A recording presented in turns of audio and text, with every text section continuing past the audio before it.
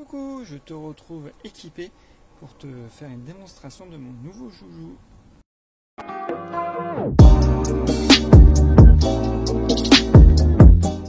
Et voilà le pack déballé. Donc on retrouve la partie du taillet, le manche et puis le chargeur avec la batterie qui est ici de 5 ampères. Et on a également un mode d'emploi. Donc le fonctionnement il est relativement simple parce qu'on va aller chercher tout simplement sa perche comme ça. Donc on a un détrompeur, on a voilà la flèche qui est ici, donc on sait que c'est dans ce sens là. On pousse, on visse, donc là j'ai pas poussé avec une main, c'est un peu compliqué mais bon, quoi que ça prend même là, voilà. Et puis du coup on se retrouve avec une très belle longueur et on sera obligé du coup de mettre voilà la petite bandoulière, la petite lanière, parce que le poids de l'engin est quand même assez considérable et comme justement on va chercher de la longueur, et bah, du coup ça va peser beaucoup plus, comme on aura plus de poids en bout de manche, et ben on le sent quand même assez rapidement, donc c'est très utile de s'aider de cet ustensile. Et bah, l'autre gros avantage évidemment, hein, c'est qu'on va aller chercher avec ce bouton là des angles,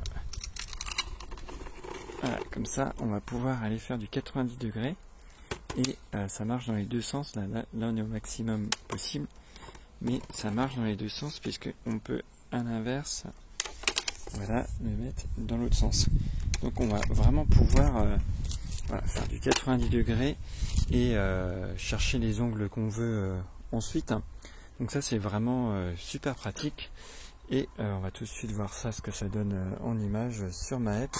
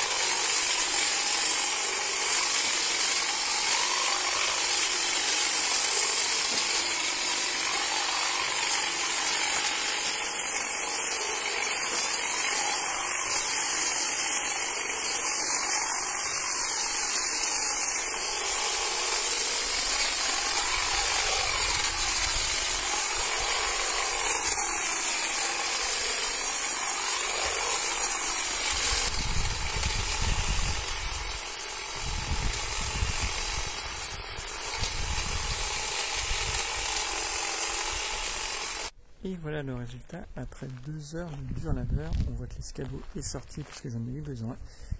Mais le résultat est plutôt satisfaisant. Donc voilà. On voit à l'image le deuxième taillet, celui que j'avais avant et qui m'a été utile pour être à haute finition et surtout pour me soulager parce que je commençais à avoir mal un peu partout. Hop, là, la lanière, elle est sympa, mais elle n'est pas suffisante et elle avait tendance à se desserrer, donc ça soulageait un peu les bras et du coup j'ai eu des douleurs ailleurs, notamment cou, épaules.